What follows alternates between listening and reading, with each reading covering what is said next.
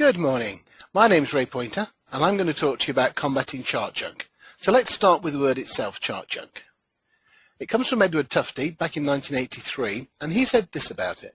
The interior decoration of graphics generates a lot of ink that does not tell the viewer anything new. The purpose of decoration varies. To make the graphic appear more scientific and precise, to enliven the display, to give the designer an opportunity to exercise artistic skills. Regardless of its cause, it is all non-data ink or redundant data ink, and it is often ChartJunk. Here's an example from Wikipedia of some ChartJunk. It's the regions of Macedonia, and the point here is that the shading has gone from light to dark, and we've got these effects going on. Those light to dark effects within inside each region add nothing. They draw the eye away. You sort of start looking at Varda and say, oh, does that mean that it's hillier in the north? So that type of shading just takes the eye away from what's going on. Here's some slides from Tufte himself, who takes a really important subject like cancer survival rates and shows how if we use a lot of the options available in PowerPoint, that we have a big logo up there, we have lots of colors going on, we have some pyramids in the bottom right hand side, we actually take the eye away from the data. We make it harder in many cases to understand what the numbers are. Sometimes it's almost impossible. I find the one on the bottom left with the floating lines in the middle of the air particularly difficult to follow. Other voices have been talking about this too. If we go back to 1956, we can think of G.A. Miller talking about working memory, 7 plus or minus 2. We put too many things on the screen, we're going to be struggling for people to understand. Larry Lessig is a great example to us all of how less is more. So what did he look at there? We see that just a black screen with occasional words on there supporting what he's saying. As a presenter, he is saying, listen to me, don't get taken up with lots of whizzy things going on the screen. I'm going to be giving you the key messages.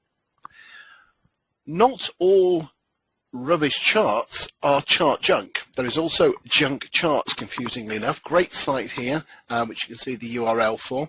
This particular one suffers from several things which simply make it a bad chart. Yes, it's got over ornamentation, but actually it's not to scale. We know that pie charts are very difficult for people to understand, and we've got some peculiar effects going on. So just in the top left quadrant, they've highlighted 0.3 billion, a tiny amount of money by comparison with all the other funds being talked about, but because it's been highlighted in that particular way, it's going to bring it to the fore in an unfair way.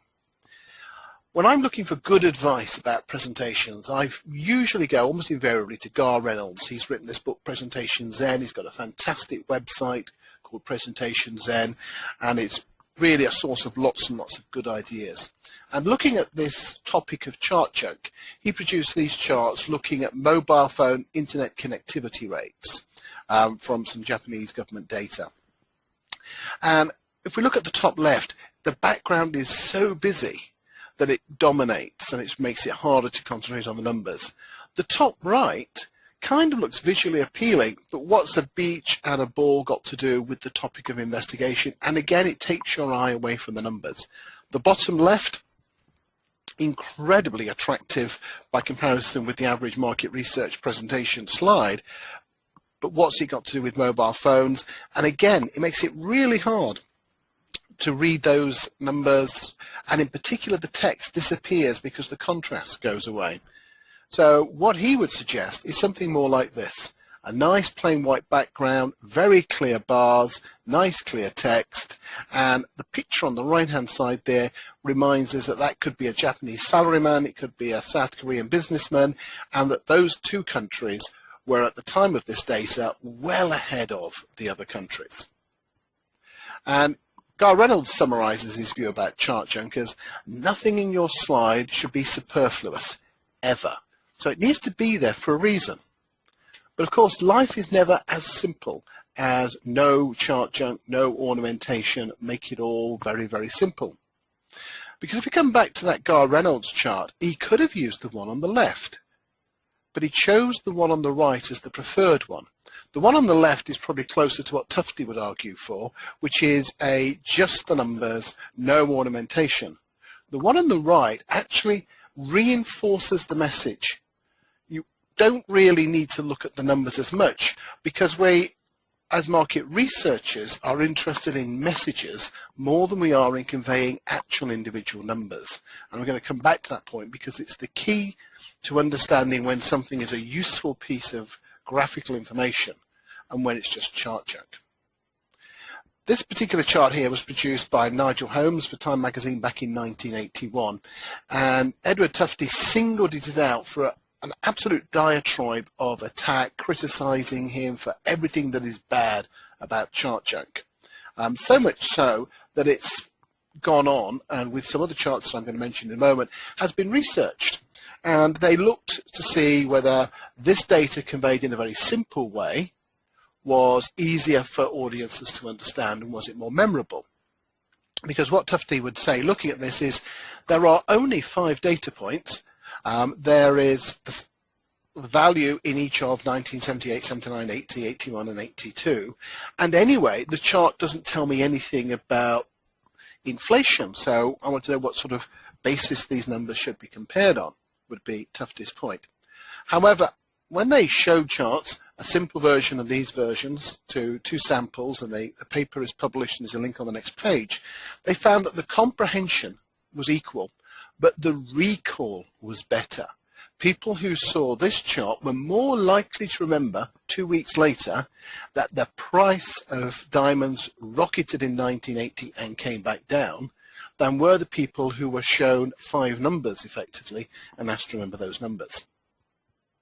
Here's another example from the differences. The top one is another Nigel Holmes illustration showing the campaign expenditure in US elections and how it's being, this monster is consuming money. The bottom chart just shows you the data. And again, the comprehension's about equal, but the recall is much greater. And this brings us back to one of the differences between what Nigel Holmes has to do when he's doing illustrations for Time magazine and what Tufte is talking about. Tufte doesn't have to convince people to come into the room and read the data. In market researchers, we have to convince people to come into the room. We have to convince them to stay awake. Part of what we're doing is entertaining and enlightening and using various techniques to make sure that they're on the ball and they're getting the right message. So this is a kind of a very strong statement here, I guess. Why is Tufte often wrong? In the context of MR, in lots of other contexts, he is absolutely right. He does some great stuff on graphics. He does some great ideas about conveying information. But he is looking to convey the maximum amount of data to allow the people he is presenting to process that information. So he is not giving an answer to people. He's saying, how do I give them enough data for them to work on it? His idea of pretty much the perfect presentation is you give some sheets of paper, give the audience 10 to 15 minutes to read it and digest it, and then you present and discuss those numbers in there. So the work is done by the audience. In most market research presentations, there are exceptions to workshop presentations, things like that, but in most market research presentations, you've got 30 to 45 minutes to convey the findings, and the data is used for illumination and or evidence. So we have been told to go and find the answer. We come back and we say the answer is this. You can see it's this because of these numbers. And if you're doubting us, well, here's the other numbers we looked at as well. The numbers play a very subsidiary role. The most important thing for us is the message. What about infographics? As well as ChartJunk, the sort of the positive term that's often used for things, data visualization and infographics. And here's an example from David McCandless, drawn from the Information is Beautiful website. And again, you could look at it critically and say there are only 5 numbers really on that page. The number of people who are no longer using their account, those are the people on the left-hand side. The 50 lazy people, they're not tweeted in the last week. Then we have a grey group which isn't talked about on this page really at all. We have the 5 people at the top who've got more than 100 followers and 5 people who are creating more than all of the tweets. Now I have a slight methodological problem that I suspect that there's an overlap between those 2 5s. This chart is great if you're trying to present information to people who are simply not used to percentages and you're trying to get the information across in a simple way. It might also be useful as the central point of a debrief in a market research situation where you say, right, now let's talk about this group on the left, the 20 dead, and see what we might do with them and put some personality to them. Okay, let's talk about the 50 lazy. So you might keep coming back to this graphic as a central piece. But it's not going to be a very efficient way if you're using this much ink on the page to convey 5 numbers and you've got 20 charts.